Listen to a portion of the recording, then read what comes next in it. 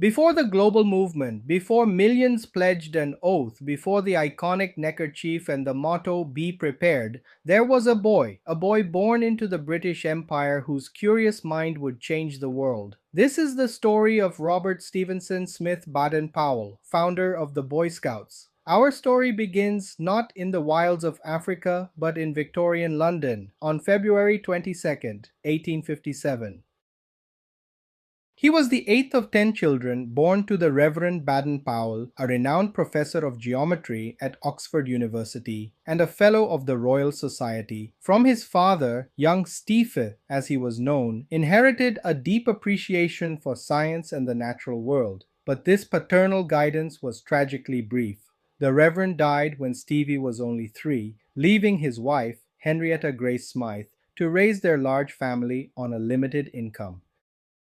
Henrietta was a woman of incredible resilience. She believed her children should be strong in body and spirit. She encouraged them to sketch, sail, explore, and learn practical skills beyond the Victorian nursery. Life with his brothers was a boisterous adventure, from boating expeditions to theatrical performances. In this large competitive family, the first lessons in leadership and self-reliance were learned.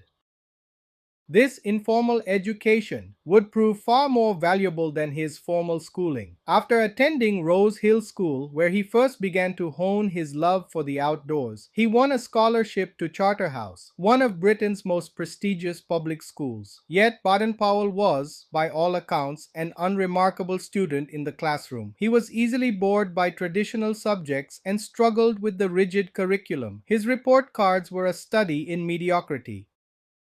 But his true education was taking place in a small, forbidden stretch of woodland on the school's perimeter known as the Copse.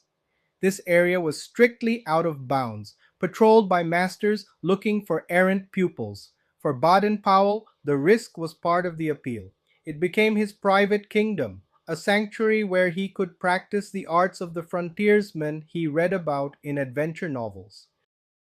Here, he taught himself to track deer, to move silently, and use the stars for navigation. He learned to build a smokeless fire to cook rabbits he had snared himself. He was studying camouflage, observation, and stealth for the joy of mastering the wild. It was a self-directed apprenticeship in skills that would one day save his life.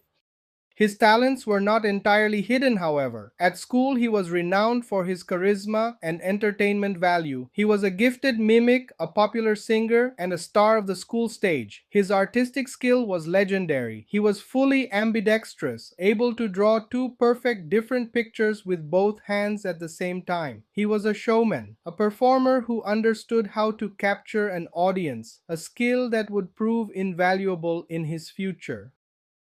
As his time at Charterhouse ended, Baden-Powell's future seemed unclear. His poor academic record closed the doors to university. He took the entrance exam for the army more as a long shot than a serious plan. The results stunned everyone, most of all himself. Out of over 700 applicants, he placed second for the elite cavalry and fourth for the infantry. His practical intelligence and keen powers of observation had triumphed where conventional scholarship had failed. Because of his high marks, he bypassed officer training at Sandhurst and was commissioned directly into the 13th Hussars, a famed cavalry regiment. At 19, the boy who played scout in the woods was given a sword, a uniform, and a ticket to India. He was stepping onto the stage of the British Empire, where his unconventional education would finally find its purpose. The making of a legend had begun.